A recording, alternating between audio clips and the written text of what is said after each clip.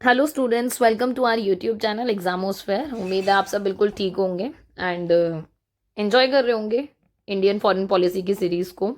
बाकी एक दो इम्पॉर्टेंट बातें जो आप सबको पता होने चाहिए, जो भी चैनल से नए जुड़ रहे हैं वो स्टूडेंट्स, ये एग्जामोस्फेयर बीए ग्रेजुएशन करके ना टेलीग्राम पे एक आपका ग्रुप है, तो आप उसको ज्वाइन कर लेना क्योंकि वहाँ पर आपको सारी अपडेट मिल जाती है। इसके अलावा आपके public administration in India and constitutional values and fundamental duties, इन दोनों की प्लेलिस्ट डिस्क्रिप्शन में है। जो भी स्टूडेंट्स इस सेमेस्टर में इन सब्जेक्ट्स को पढ़ रहे हैं सो वो लोग वहाँ से उसको कंटिन्यू कर सकते हैं। इसके अलावा अभी जो हमारी ऑन गोइंग सीरीज़ है वो है इंडियाज़ फॉरेन पॉलिसी। तो आज हम लोग इसका बेसिकली थर्ड पार्ट करने वाले हैं, इंडिया के साथ चाइना के रिलेशन। ठीक है, बाकी इससे पहले जो हमने यूएसए एंड यूएसएसआर के साथ किए थे, होप आप सबको वो बहुत इजी रहे होंगे क्योंकि सारी चीज़ें आपकी 12th वाली ही है यार, कुछ चीज़ें ही आपकी उसमें एडेड हैं। सो अच्छे से अपना नोट मेकिंग करते चलना। इसके अलावा लाइक शेयर एंड सब्सक्राइब कर देना। सब्सक्राइब का टारगेट तुम सबको पता है 5000 है। ठीक है, पहुंचा देना मस्त आराम से, कोई दिक्कत नहीं। बाकी शेयर कर देना क्योंकि बहुत सारे ऐसे स्टूडेंट हैं जो ट्रबल कर रहे हैं, है ना। तो एटलीस्ट आप लोग शेयर करोगे तो उन सबको भी हेल्प हो जाएगी आपकी तरह, राइट। इसके अलावा एक दो चीज़ें और हैं जो हम लोग करते हैं शुरू, बट मेजर जो बात है, देखो इंडिया जो फॉरेन पॉलिसी है, आपको ये पता है कि सब्जेक्ट ना बहुत ज़्यादा ऐसा है कि डेली लाइफ से कनेक्टेड है। आप ये सारी चीज़ें रोज सुनते हो किस कंट्री के साथ कैसा क्या हो रहा है, तो इसको मस्त आराम से एंजॉय करके पढ़ो, कोई प्रेशर या बर्डन लेके नहीं। ओके, सो बेसिकली हमारा जो सेकेंड यूनिट है उसका part third, India and China के रिलेशन, आज हम इसको कवर करते हैं। ठीक है, देखो एक सबसे इंपॉर्टेंट बात, जो बैकग्राउंड अगर मैं आपको क्रिएट करूँ ना, जैसे हमने 12th में भी पढ़ा था इंडिया चाइना के रिलेशन, राइट। सो वो बैकग्राउंड ना आपको यहाँ मिलेगा, डेफिनेटली मिलेगा, बट कुछ कुछ चीज़ें बस नई नई ऐड होती जाएंगी, तो वो आप अपने शॉर्ट नोट की तरह ऐड करते चलना। ये बात समझ लो, इंडिया और चाइना ये दोनों ही ऐसी कंट्री हैं जो आज के टाइम पे ना ग्लोबल पॉलिटिक्स में, कहते हैं ना पूरे विश्व की राजनीति में, वैश्विक राजनीति में ना बहुत सेंट्रल पिलर की तरह मेजर रोल प्ले कर रही हैं। कहते हैं केंद्रीय स्तंभ है। केंद्रीय स्तंभ समझते हो ना, कि अगर आपको कोई भी चीज रखनी है तो जो सेंटर में है, अगर ये पोल गड़बड़ हो जाएगा ना, तो इसकी वजह से क्या होगा कि ये डिसबैलेंस हो जाएगा, राइट। सो जरूरी है कि आप ये जो सेंटर पोल है इसको मेंटेन करो। सो इंडिया और चाइना के रिलेशन ऐसे माने जाते हैं। बाकी देखो सबसे इंपॉर्टेंट बात कि आपको ये पता है कि ये एशिया की दो इंपॉर्टेंट, सबसे कहते हैं ना कि पोटेंशियल वाली पावर है, या फिर ये कह लो फ्यूचर में इनका पोटेंशियल बहुत है, और इवन आज के टाइम पे भी हम देख सकते हैं आज का सिनेरियो कितना ज्यादा स्ट्रांग है इंडिया और चाइना के कॉन्टेक्स्ट में। इसके अलावा आप देखो कुछ कुछ चीजें इंडिया और चाइना, कुछ कुछ चीजें मेजरली जो शेयर करता है, लाइक हमारे हिमालयस हो गए, एंशियंट सिविलाइजेशन हो गया, है ना, क्योंकि आपको पता है हिमालय हो गया प्राचीन सभ्यता। हमारे कुछ कुछ कल्चर, कुछ कुछ ट्रेडिशन हमारे काफी मिलते हैं। ट्रेडिशन इन द सेंस कि मैं रिचुअल या कल्चर की बात नहीं कर रही हूँ, लाइक जैसे हम बुद्धिज्म को देखेंगे कि वो काफी ज्यादा हमारे आपस में क्या हुआ है, हमारे थॉट्स वगैरह बुद्धिज्म के कॉन्टेक्स्ट पर एक्सचेंज हुए हैं, और बहुत सारी चीजें। ठीक है, सो कॉलोनियल पास्ट हो गया, current challenges and future potential, ये सारी की सारी चीजें हैं जो आप देखोगे किस तरीके से हमारे आपस में काफी अच्छे संबंध रहे। फिर थोड़ा बहुत अप डाउन आया, यू नो दैट ना, कि ये वो वाली बात है यार कि अगर इंसान जिंदा है ना तो हमारी जो हार्ट बीट है वो भी इस तरीके से ही चलती है ना, पूरी ऊपर नीचे अप डाउन करके। तो सेम विद दिस, किसी भी कंट्री के साथ आप पढ़ोगे ना, अगर ये दो कंट्री है ना, तो इन दोनों कंट्री में हमेशा गुड गुड नहीं होगा, हमेशा बैड बैड नहीं होगा, राइट। अप डाउन हमेशा आपको दिखेंगे, बट अच्छी बात यह है कि लाइक हम ऑलमोस्ट कोशिश करते हैं कि हम डिप्लोमेटिक तरीके से चीज़ों को थोड़ा सा सॉल्व करके चले, इंस्टेड ऑफ वॉर और कॉन्फ्लिक्ट। एक इंपॉर्टेंट बात आपको पता है, इंडिया पहली कंट्री थी जिसने क्या किया था, ये non communist country. Non communist country कौन सी, आपकी चाइना, है ना। पीपल्स रिपब्लिक ऑफ चाइना 1949 में आया। ठीक है, मतलब ये मैप पे एग्जिस्ट ही नहीं करता था, पर ये एज अ कंट्री 1949 में आई हम सबके सामने, और इसको सबसे पहले इंडिया ने रिकॉग्नाइज किया, क्योंकि इट इज मैंडेटरी ना कि कोई कंट्री आएगी और आपको रिकॉग्निशन देगी, तो रिकॉग्नाइज जिसने किया ना वो इंडिया था। तो ये चीज़ समझने वाली बात है कि हमारे इनके साथ रिलेशन शुरुआत से ही काफ़ी फ्रूटफुल या अच्छे रखने की हमने कोशिश की। वो बात अलग है कि थोड़ी थोड़ी सी प्रॉब्लम्स आई हमें। ये बात सही है कि डिप्लोमेटिक रिलेशन यहीं से शुरू हो गए, क्योंकि डिप्लोमेटिक वही तो है कि आपने एक कंट्री को रिकॉग्नाइज कर दिया, अब उनके आपके साथ संबंध अच्छे होंगे बुरे होंगे वो आगे का टाइम बताएगा, राइट। इसके अलावा अभी 2020 में, अभी कुछ टाइम पहले ही, कुछ साल पहले ही आपकी 70th anniversary of diplomatic relation को भी सेलिब्रेट किया गया था इंडिया और चाइना का, क्योंकि हमारे काफ़ी शुरू में ना हमारे रिलेशन काफ़ी ठीक थे, वो लेटर ऑन धीरे धीरे धीरे धीरे इसने अपना रंग दिखाना शुरू किया, है ना। तो वो सब हम सबको पता है, वैसे भी रियलिटी क्या है क्या नहीं है न्यूज़ में अपन इतना सुनते हैं, बट स्टिल एक अपना आंसर प्रिपेयर करने के कॉन्टेक्स्ट में ना थोड़ा सा ये सारी चीज़ें ज़रूरी है, सो दैट कि आप अपने आंसर को लिख सको, ठीक है। सो आज के टाइम में इंडिया और चाइना आपको पता है फर्स्ट और सेकेंड लार्जेस्ट पॉपुलेटेड कंट्री हैं। यू नो दैट कि इंडिया चाइना को भी पार कर चुका है इस चीज़ में। और ये दोनों ही कंट्री ऐसी हैं जिनके पास न्यूक्लियर वेपन कैपेबिलिटी भी है, और हमारे इनके साथ रिलेशन जो है ना हमेशा, आपको पता है कि जैसे शुरू में तो हमारे रिलेशन इतने बढ़िया भी रहे हैं कि हमने वो स्लोगन दिया था ना, हिंदी चीनी भाई भाई का, है ना। तो हम वो कहते हैं ना, भाई भाई करके बोलते हैं कि तू मेरा भाई है तो मतलब तुझे हार्म नहीं कर सकते, हम भाई भाई को हार्म नहीं करते जल्दी से, राइट। वो वाली कॉन्टेक्स्ट थी। हालांकि बहुत सारे लीडर्स थे जिन्होंने इस चीज़ के ऊपर भी डाउट किया था और अल्टीमेटली वो बाद में सही निकला, वो हम सबको पता है, वो हम देखेंगे भी अपने आंसर में। बहुत सारे ऐसे स्टूडेंट्स होंगे, एक चीज़ और, जैसे हमारे साइंस वाले स्टूडेंट हैं, वो जैसे कई बार बोलते हैं, है ना, कि मतलब बैकग्राउंड नहीं पता होता उनको क्योंकि उन्होंने नहीं पढ़ा आर्ट्स में, है ना। अगर वो साइंस के स्टूडेंट हैं तो आप लोगों को टेंशन लेने की जरूरत नहीं है। जिस तरीके से मैं आपको चीज़ें बता रही हूँ ना, मैं आपको रिकॉल कराती रहूंगी, बीच बीच में सारी कहानी सारी हिस्ट्री सब क्रिएट करके दे दूंगी इसी के साथ। तो आप बस तसल्ली से सब्र करके सुनते चलो और काफ़ी अच्छी खासी आपकी अंडरस्टैंडिंग बिल्ड हो जाएगी, ओके। देखो शुरुआत में क्या हुआ, अगर मैं आपको छोटी छोटी सी चीज़ें बताती चलूँ तो एक कहानी की तरह इसको समझना बस, ठीक है। इंडिया और चाइना के डिप्लोमेटिक रिलेशन शुरू हुए 1950 में, क्योंकि 49 में तो ये एग्जिस्टेंस में ही आया, इसको रिकॉग्निशन मिला, ठीक है जी। इसके अलावा इंडिया पहली ऐसी नॉन सोशलिस्ट नेशन था जिसने एक्सेप्ट किया किसको, चाइना को एज अ कंट्री, ये बात भी सही है। अब आप इसके बाद देखोगे जो मैंने आपको बताया था अभी, एक बहुत फेमस सेइंग है ना, वो क्या है, हिंदी चीनी भाई भाई, है ना। ये हिंदी चीनी भाई भाई की जो कहावत है ये काफ़ी पॉपुलर हुई क्योंकि उस टाइम पे ऐसा हो रहा था ना कि यार मतलब इंडिया ने चाइना को पूरा सपोर्ट देने की कोशिश की कि भाई ये अभी न्यू कंट्री बनी है तो इसको थोड़ा सा सपोर्ट करते हैं, जो जो चीज़ चाहिए या जैसे भी चाहिए उसको इंटरनेशनल लेवल पर जहाँ ज़रूरत है वहाँ उसको जगह दिलाएंगे, वहाँ रिस्पेक्ट दिलाएंगे। तो काफ़ी मतलब कहते हैं ना कि काफ़ी सपोर्ट किया इंडिया ने, ठीक है। अब 1954 में क्या हुआ, आपके प्रीमियर जाओ एन लाई हैं, उन्होंने इंडिया विजिट किया, ठीक है। अब इसके अलावा आप ये देखोगे कि हमारे एक टाइम में ना रिलेशन अच्छे करने के लिए आप कोशिश करते हो कुछ कुछ एग्रीमेंट करना, क्योंकि देखो एक बेसिक सी बात है, जैसे मैं आपको लास्ट टाइम भी एग्जांपल दे रही थी कि नॉर्मल जैसे अपन रिश्तेदार होते हैं ना, एक दूसरे के घर जाते हैं तो कुछ ना कुछ लेके जाते हैं, है ना। जैसे कुछ फ्रूट्स हो गया, स्वीट्स हो गए, सो अपन लेके जाते हैं, सिंपल सी बात है। तो सेम वे देश की अगर दो कंट्री विजिट पे आ रही है ना, अगर दो कंट्री के बीच में आपकी विजिट हो रही है, सो इट इज मैंडेटरी कि यार कुछ तो एग्रीमेंट होंगे या कुछ तो ऐसी चीज होंगी जो आपकी साइन होंगी, वो दिखाने के लिए कि हाँ भाई हमारे बढ़िया रिलेशन चल रहे हैं, या फिर वो विजिट थोड़ी सी पर्पसफुल भी तो होनी चाहिए ना। ये चीज़ थी। इसके अलावा हमारा दोनों कंट्री के बीच में एक 5 प्रिंसिपल ऑफ पंचशील के ऊपर ना एक एग्रीमेंट हुआ, नाम से ही पता चल रहा है पंचशील मतलब 5 सिद्धांतों के ऊपर, है ना। आपका पंचशील 5 सिद्धांतों का समर्थन किया इंडिया और चाइना ने, दोनों ने मिलकर इसके ऊपर साइन किए। और ये वो टाइम था जिसमें जो आपके दोनों लीडर थे, जाओ एन लाई, ठीक है, और यहाँ से आपके थे कौन, पंडित जवाहरलाल नेहरू, इन दोनों ने उसको साइन किया, उस टाइम पर ये साइन हुआ। तो थोड़ा सा हमें पता हो। इसके अलावा पंचशील एग्रीमेंट किस डेट पे हुआ था, आर्ट्स वाले स्टूडेंट इजीली बता सकते हैं बिकॉज वो एनसीईआरटी में पढ़ के आए हैं 12th में। बाकी कॉमर्स और साइंस के अगर स्टूडेंट्स हैं यहाँ पे, आप लोग ट्राई करिए कि उसको चाहे गूगल करके देखो या एनसीईआरटी से देखो, सो दैट आप खुद से करके देखोगे ना तो वो याद रह जाएगा, ठीक है। और फिर कमेंट्स में बताना अपने नाम के साथ, ओके। याद भी रह जाएगा। बहुत ईजी ईयर है, और वो ईयर ऐसा है कि भाई विश्वास करना वो कॉम्पिटिटिव एग्जाम्स तक में पूछे जाते हैं। यही सब आता है तुम्हारे कॉम्पिटिटिव एग्जाम में भी, फैक्चुअल्स, आपकी बेसिक अंडरस्टैंडिंग, तो आराम से पढ़ते चलो, ठीक है।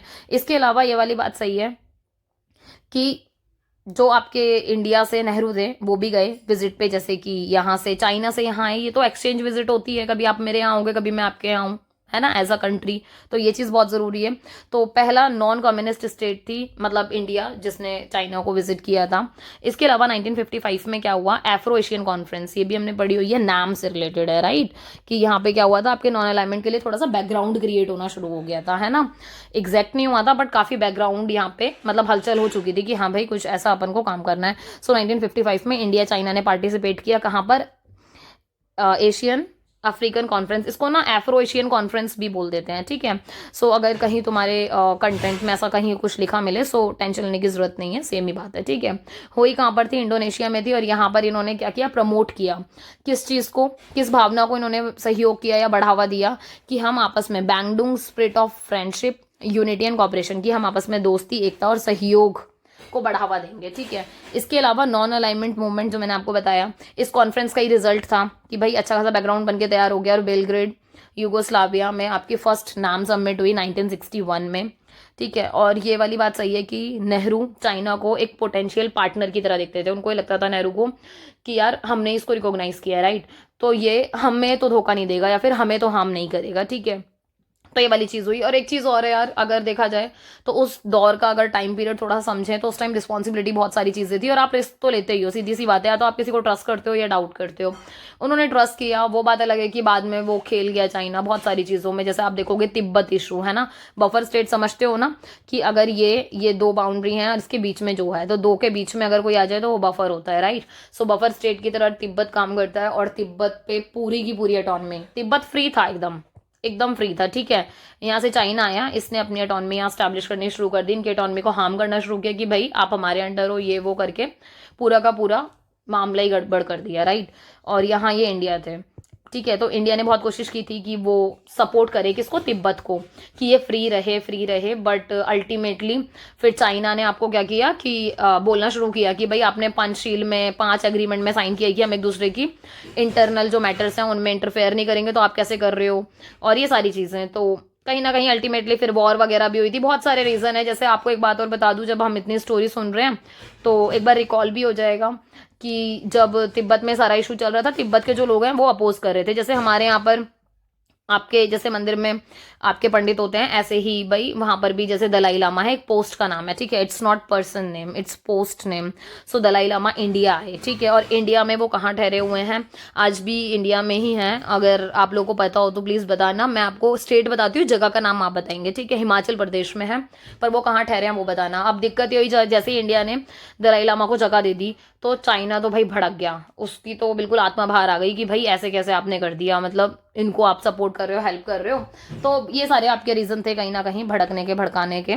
सो वो सब भी हुआ जिसकी वजह से आपका क्या हुआ, वॉर हुआ, है ना। तो 1962 में क्या हुआ, इंडिया और चाइना की वॉर हो गई, ठीक है। इसके अलावा ये आपको पता है कि ये जो राइवलरीज थी, द्विपक्षीय जो संबंध थे, उसमें बहुत झटके लगे क्योंकि अनएक्सपेक्टेड था कि यार अटैक हो जाएगा और ऐसा हो जाएगा, और हम प्रिपेयर नहीं थे उस टाइम पे, राइट। सो हुआ कि अल्टीमेटली इंडिया हार गया था और चाइना जीत गया था। तो इसकी वजह से उसको और बहुत पावरफुल वाली फीलिंग आ रही थी। फिर इसने क्या किया, खुद को और सुपीरियर बनाने के लिए और स्ट्रॉन्ग बनाने के लिए, कॉन्फिडेंस आ जाता है ना बंदे को, एक बार जीत जाए तो भाई अब तो भाई मैं हूँ, वो वाला सिस्टम। तो इन्होंने क्या किया, 1964 में न्यूक्लियर वेपन को टेस्ट किया, ठीक है। अब आप इस चीज़ का ध्यान रखेंगे, जिस तरीके से 1964 में चाइना ने किया। अब देखो यार, हमारी वॉर हो गई, हमारी नेबरिंग कंट्री है, तो सीधी सी बात है, अगर पड़ोस के पास इतना बड़ा वेपन है तो आपको अपनी सेफ्टी के लिए क्रिएट करना ही पड़ेगा, राइट। अगर नहीं होगा तो फिर वो तो आपको वैसे ही डरा डरा के मार देगा, थ्रेट दे दे के, तो अपन तो ऐसे मर नहीं सकते। तो इस चक्कर में क्या किया, फिर इंडिया ने भी अपना न्यूक्लियर वेपन बनाना शुरू किया। तो इंडिया ने 1974 में अपना मई 1974 में न्यूक्लियर टेस्ट किया, ठीक है। और जो आपके चाइना के साथ रिलेशन थे काफ़ी स्ट्रेन चल रहे थे, मतलब काफ़ी तनावपूर्ण थे, अच्छे नहीं चल रहे थे, गुड रिलेशन नहीं चल रहे थे इस टाइम पे। अब एक बात बताओ यार, वॉर हुई है एकदम से, ये तो वो वाली बात हो गई ना, जैसे अगर दो दोस्तों में या परिवार वालों में भी, जैसे it is very common, right. तो हम रिलेट कर पाएंगे, इसलिए ऐसा एग्जाम्पल दे रही हूँ। जैसे अगर घरों में भी लड़ाई हो जाती है आपस में, किसी की, बड़ों की, ये हम बच्चों की आपस में हो जाती है, किसी की भी हो जाती है। सो वी नो दैट कि आज अगर हमारी लड़ाई हुई तो तुरंत ही अपन बोलना शुरू नहीं करते, तुरंत ही हा ही शुरू नहीं हो जाता हमारा, राइट। तो हम थोड़ा सा टाइम लेते हैं, धीरे धीरे बोलना शुरू करते हैं, जो भी है। तो सेम विद दिस, की अगर आपकी यार वॉर हुई है, तो जिन दो कंट्री के साथ आपकी वॉर हुई है, तो एकदम से आपके रिलेशन ना नॉर्मल नहीं हो जाएंगे, राइट। सो थोड़ा सा टाइम लगता है। तो आपके रिलेशन फ्रीज्ड जोन में चले गए थे, एकदम बिल्कुल कहते हैं ना ठंडे वस्ते में चले गए थे। सो धीरे धीरे फिर चीज़ें आपने वापस करनी शुरू की, मतलब हमारी कंट्री ने इनिशिएटिव लिया, कुछ उनकी कंट्री ने लिया।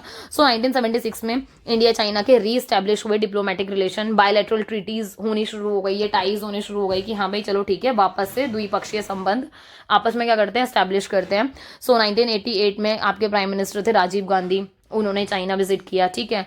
कि जिससे क्या हो, धीरे धीरे सामान्यकरण होना चाहिए ना, नॉर्मलाइजेशन के लिए यार जरूरी है। अब आपस में हम दोनों रिश्तेदार की लड़ाई हो गई तो अब हमें किसी एक को पहल करनी पड़ेगी, राइट। या तो जिससे आपकी लड़ाई हुई है वो आपके घर आए या आप उनके घर आओ, या फिर एक फ़ोन कॉल करके थोड़ी सी फॉर्मेलिटीज़ करो, फिर अगला बंदा फॉर्मेलिटी करेगा, तो वो धीरे धीरे रिज्यूम होती हैं चीज़ें, राइट। तो सेम ऐसा ही कंट्री के साथ हुआ। इसके अलावा दोनों साइड से आपको पता है, देखो सबसे ज़्यादा डिस्प्यूट क्या, बॉर्डर का डिस्प्यूट, ठीक है। अभी आप देखोगे कि किस तरीके से कौन कौन से एरिया में मेजर डिस्प्यूट रहता है, कौन से कॉन्फ्लिक्टेड एरिया हैं, सो वो सब हम देखेंगे, राइट। सो ये जितने भी आपकी प्रॉब्लम्स थी इन सबको सॉल्व करने के लिए, डिस्प्यूट्स को सुलझाने के लिए, प्रमोट करने के लिए पीसफुल एंड फ्रेंडली टाइज हुए। कहने का मतलब ये है कि इन विवादों को शांत करने के लिए, मैत्रीपूर्ण संबंध को बढ़ावा देने के लिए दोनों ही सहमत हो गई कि हाँ यार ज़रूरी है इस चीज़ को, ठीक है। इसके अलावा 1992 में आप देखोगे, ठीक है, आर वेंकटरमन 1947 के बाद पहले ऐसे प्रेसिडेंट थे जिन्होंने क्या किया, चाइना विजिट किया, मतलब आफ्टर इंडिपेंडेंस पहले ऐसे प्रेसिडेंट, राइट। तो ये थोड़ा सा डेटा है, अगर चाहें तो आप अपने आंसर में लिख सकते हैं मार्क करते हुए, क्योंकि ये सारी चीज़ें आपको आंसर की क्वालिटी इनहेंस कर रही है ना, सिंपल सी बात है, तो उस चीज़ का थोड़ा सा ध्यान रखें।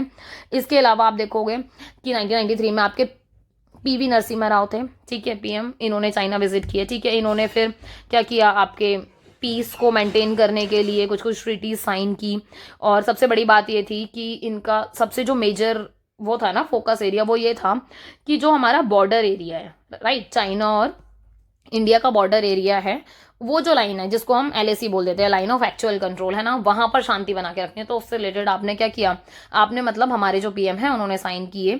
इसके अलावा अकॉर्डिंग टू दिस एग्रीमेंट, इस एग्रीमेंट के अकॉर्डिंग क्या हुआ कि भाई अगर कल को कोई भी बात होती है, कोई कॉन्फ्लिक्ट होता है हमारे और उनके बॉर्डर के बीच में, तो अपन क्या करेंगे, रेगुलर मीटिंग्स रखेंगे, है ना, कि हम कंटिन्यू टच में रहें एक दूसरे के साथ, कंसल्ट करें एक दूसरे के डिफेंस पर्सनल्स के साथ कि हाँ कोई विचार विमर्श चाहिए तो बैठक करो रक्षा कर्मियों के साथ, ताकि चीज़ें मेंटेन रहें आपस में, एकदम से ही वो ना हो जाए वॉर की सिचुएशन, या कॉन्फ्लिक्ट ना हो जाए एकदम से, राइट। तो थोड़ी सी मीटिंग आपस में चलती रहे।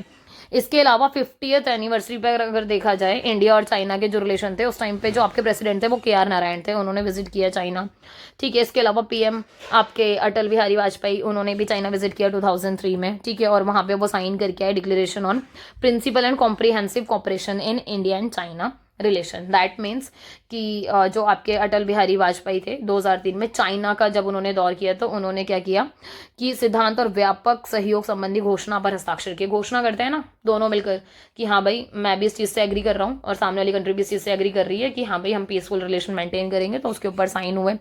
इसके अलावा ये एग्रीमेंट ऐसा था जिसने एम्फेसाइज किया किस चीज़ के ऊपर कि हम आपस में ना रिलेशन अच्छे कैसे बना सकते हैं। खाली पॉलिटिकल या बॉर्डर रिलेशन की बात करके तो आप कभी रिलेशन अच्छे नहीं बना पाओगे, राइट। तो आपको क्या करना पड़ेगा, ये तो वो वाली बात हो गई कि आपने भी अपने रिश्तेदार को फोन पूछा, हाँ भाई ठीक हो, नमस्ते, हाँ जी ठीक है, सब ठीक है, घर ठीक है, हाँ ठीक है, बस बात खत्म। नहीं, ऐसा तो नहीं होता ना, यू नीड टू आस्क ना घर के और मेंबर्स के बारे में भी, या फिर अच्छा चलो कोई शादी फंक्शन है, कोई बर्थडे पार्टी है, कुछ भी, तो हम एक दूसरे के घर विजिट करते हैं तभी रिलेशन थोड़े ज़्यादा अच्छे बनते हैं। तो सेम विद दिस कंट्री के साथ भी कि अगर अपन बॉर्डर की बात करते रहेंगे हमेशा तो वो कभी चीज़ें क्या होंगी, सॉल्व नहीं होंगी, राइट। सो हमें क्या करना पड़ेगा, कल्चर एक्सचेंज हो गया, education, media, people to people contact create करना पड़ेगा कि भाई आपके लोग यहाँ आना चाहें, हमारे लोग वहाँ जाना चाहें, तो हम थोड़ा सा रास्ता खोलें उनके लिए कि वो इजीली विजिट कर सकें। मीडिया को सपोर्ट किया, एजुकेशन को, भाई कोई वहाँ से यहाँ आए पढ़ना है तो भाई अलाउ करो, आप यहाँ से वहाँ जाना चाहता है अलाउ करो, जॉब का कॉन्टेक्स्ट है या कोई भी कॉन्टेक्स्ट है, तो हमें रिलेशन इसके अलावा बनाने पड़ेंगे, ठीक है। सो इन सब चीज़ों के ऊपर एम्फेसाइज किया गया। इसके अलावा आपके जब prime minister doctor Manmohan Singh थे, उन्होंने 2008 में चाइना विजिट किया और उन्होंने फिर साइन किया जॉइंट विजन कि हाँ भाई दोनों मिलकर एक दूसरे की भलाई के लिए काम करेंगे और वर्ल्ड में जितनी प्रॉब्लम्स हैं उनको सॉर्ट आउट करने की कोशिश करेंगे। वो बात अलग है अल्टीमेटली कि चाइना इतना अपनी बातों पर टिकता नहीं है, हकीकत परेशानी तो यही है, ठीक है। इसके अलावा 2014 में चाइना के जो प्रेसिडेंट थे शी जिनपिंग, इन्होंने विजिट किया इंडिया में, ठीक है, और दोनों ही कंट्री ने joint declaration on building a strong development partnership के ऊपर साइन किया कि दोनों मिलकर काम करेंगे। क्योंकि ऐसा नहीं होता ना ओनली इंडिया ही इनिशिएटिव ले और इंडिया ही कहे कि नहीं यार करना है यार, ताली तो दोनों हाथ से बजेगी ना, सिंपल। तो जॉइंट डिक्लेरेशन साइन करना दोनों का ही जरूरी है क्योंकि हम दोनों ही मिलकर तो काम करेंगे ना, दोनों कंट्री। तो ये वाली चीज़ हुई। इसके अलावा आप देखोगे फिर हमारे जो प्राइम मिनिस्टर नरेंद्र मोदी हैं उन्होंने 2015 में चाइना विजिट किया, फिर 2016 में वापस जो शी जिनपिंग हैं वो अगेन टूर पर आए इंडिया में, है ना, और उन्होंने 8th ब्रिक समिट को भी क्या किया, अटेंड किया, जो कि गोवा में हुआ था। तो ये थोड़ा सा इंपॉर्टेंट है, सो प्लीज़ इसको मार्क कर लेना, ओके, इंपॉर्टेंट लिख के, सो दैट आप मेंशन कर सकते हो। एक चीज़ और बता दूं, अभी कंटिन्यू करेंगे, वो ये कि जब आप अपनी आंसर राइटिंग लिखते हो ना, जैसे आप कोई भी दो कंट्री के रिलेशन पढ़ रहे हो, क्योंकि ये जो हमारा सब्जेक्ट है ना इंडिया फॉरेन पॉलिसी, शॉर्ट में लिख देती हूँ IFP, है ना, ये सब्जेक्ट ही ऐसा है कि आप इसमें ना करंट या कंटेम्पररी जो चीजें हैं ना वो डालोगे ना, आपका आंसर की क्वालिटी ना इतनी ऊपर जाएगी, एक नंबर। क्योंकि पुराने रिलेशन तो किताबों में लिखे हुए हमें पता है, पर कोई नई विजिट हुई, कोई नई चीजें हुई तो वो तो आपको किताबों में जल्दी से मिलेंगी नहीं, क्योंकि हर बार तो छप के नहीं आ रही ना किताबें, कई बार वो कॉपी मटेरियल ही आता है। तो आपको थोड़ा सा अपडेट रहने की भी ज़रूरत है कि कोई रिसेंट कोई चीज़ अगर आप अपने आंसर में डाल सको। तो ऐसे में क्या होगा, जब बीइंग टीचर हम चेक करते हैं या फिर कोई भी एग्जामिनर चेक कर रहे हैं, तो वो ये दिखता है कि यार 100 बच्चों की कॉपी मैंने चेक की, पर ये 4 बच्चे ऐसे निकले जिन्होंने कंटेम्प्रेरी इशू भी दिखाया है। तो यार सीधी सी बात है कि उनकी मेहनत है तो उनको अच्छे मार्क्स मिलेंगे फिर। तो इन चीज़ों का थोड़ा सा ध्यान रखना है, बेसिक है, सो पता होना चाहिए, इसलिए मैंने आपको बता दिया कि करंट वाली चीज़ें भी डाल देना। इसके अलावा नेक्स्ट है आपका कि आप ये देखोगे चाइना टूरिज्म ईयर को सेलिब्रेट किया गया था गोवा में उस टाइम पर 2008 में भी आप देखोगे कि हमारी वुहान में मीटिंग हुई थी, इनफॉर्मल मीटिंग। तो मतलब ये है कि हमारी फॉर्मल इनफॉर्मल मीटिंग्स चलती रहती हैं सो दैट कि हमारे रिलेशनशिप मेंटेन रहे। इसके अलावा जो मैंने आपको बताया 2020 में 70th जो एनिवर्सरी थी वो सेलिब्रेट हुई दोनों के बीच में, वही इनिशिएट लिया गया कि हाँ भाई डिप्लोमेटिक टाइज रखेंगे हम एक दूसरे के साथ और जितनी भी एक्टिविटीज़ हैं वो मिलकर सेलिब्रेट करने की कोशिश करेंगे। सो कोशिश यही हुई कि जितना हो सके आप स्ट्रेंथनिंग पावर दोगे किसको, लोगों को, सो दैट कि वो क्या कर सकें, पीपल टू पीपल कांटेक्ट बना सकें, एक्सचेंज हो सके। मतलब वही कि अगर इंडिया से कोई लोग चाहते हैं कि वहाँ जाकर कोई बिजनेस, या बिजनेस तो खैर वो क्या ही अलाउ करेंगे, पर जॉब वगैरह की अपॉर्चुनिटी आपको मिल जाएगी, राइट। सो ये वाली चीज़ें हैं कि टू नेशन एट बिजनेस हो गया, legislature, academics, cultural and defence force, इन सब में आप एक्सचेंज कर सकते हो एक दूसरे के साथ। नेक्स्ट है आपका bilateral trade and economic relation. सीधी सी बात, अभी देखना आप यहाँ एस्पेक्ट्स पढ़ोगे, जैसे हमने पढ़ा ना, बॉर्डर के अलावा भी तो और चीज़ें भी तो हैं यार, और सारे सेक्टर भी तो हैं जहाँ हम रिलेशन क्रिएट करते हैं कंट्री के साथ। तो अब आप यहाँ देखोगे किस तरीके से ट्रेड और इकोनॉमिक रिलेशन, अगर इकोनॉमिक रिलेशन है तो ट्रेड तो आएगा ही आएगा, ज़रूरी है, राइट।